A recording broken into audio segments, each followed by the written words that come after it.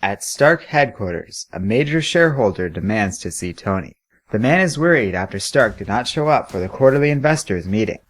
Friday promises to forward his message, but refuses to say anything else. The man is not happy with this. He knows Tony is a superhero, but normally he lets the company know when he goes to space or on some sort of long-term excursion. He demands to know if Tony is dead. If Stark is no longer with them, tragic as it may be, they need to act or the entire company will fall.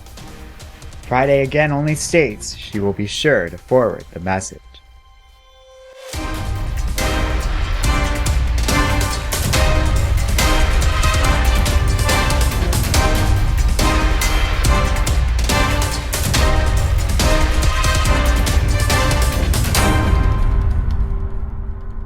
At MIT, the young woman, whose name is Riri, has finally finished her work.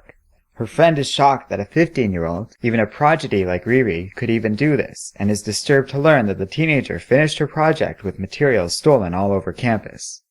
These concerns are validated when campus security arrives at the dorm and asks to speak with Riri.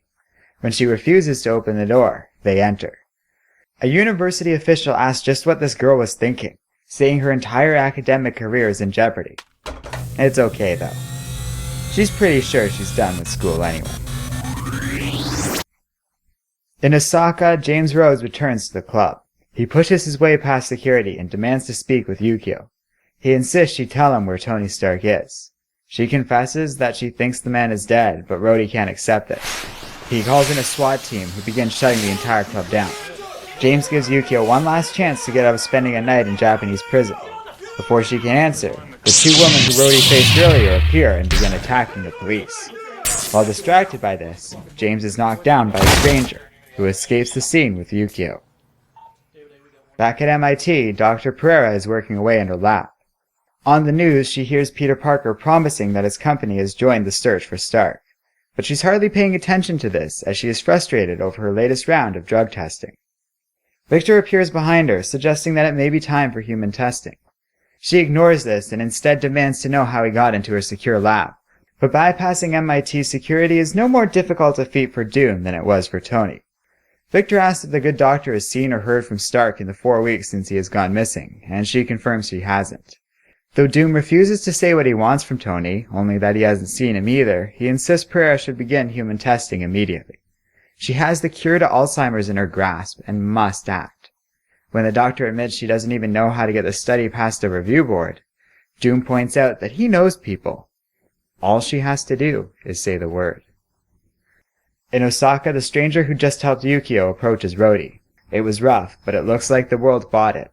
Everyone thinks Tony Stark is dead, while the stranger is a hero in the eyes of their enemies. With their facial disguise software up and running, nobody can recognize Tony. Mr. Franco gets a knock at the door.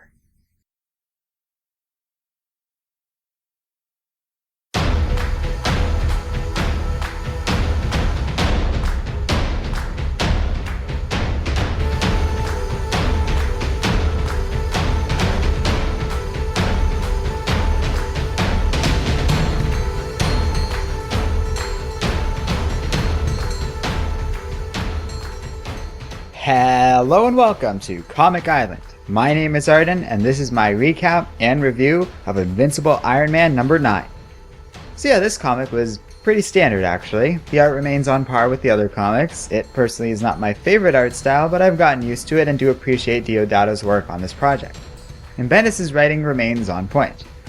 As always, he does a good job with dialogue and well-rounded characters, and he's also moving the story along in an interesting way while also hinting at bigger things to come. That being said, not a lot in terms of excitement is going on in this comic. Although I'm still interested in the ongoing story, I don't find I have much to talk about here that I haven't touched on already in past reviews. At this point, I'm thinking it would be nice just to wrap this arc up and move on to the next big thing. I would recommend this comic, even if it was just to hold over to see what happens in the next issue, but honestly, you don't even really have to do that. You could probably skip this one. As far as I can tell, nothing terribly important happens here. Hopefully bigger and better things happen next issue, because otherwise this arc really on the whole isn't doing much for me. Thus far, nothing really special has happened on the level of the demonic nightclub fun of the first arc. That story featured Tony teaming up with Doom and some really sharp, poignant dialogue between the entire cast of characters. War Machines in comparison seems to be fairly standard, involving some pretty boring villains on the whole. This story doesn't feel as exciting or as charming as Bendis' first arc, and at this point I find it more plodding and a bit of a chore to get through. But that's just my opinion. Maybe next issue will improve it. In the meantime, feel free to share your thoughts in the comments section below. Thanks for watching, and don't forget to like, subscribe, and keep reading comics.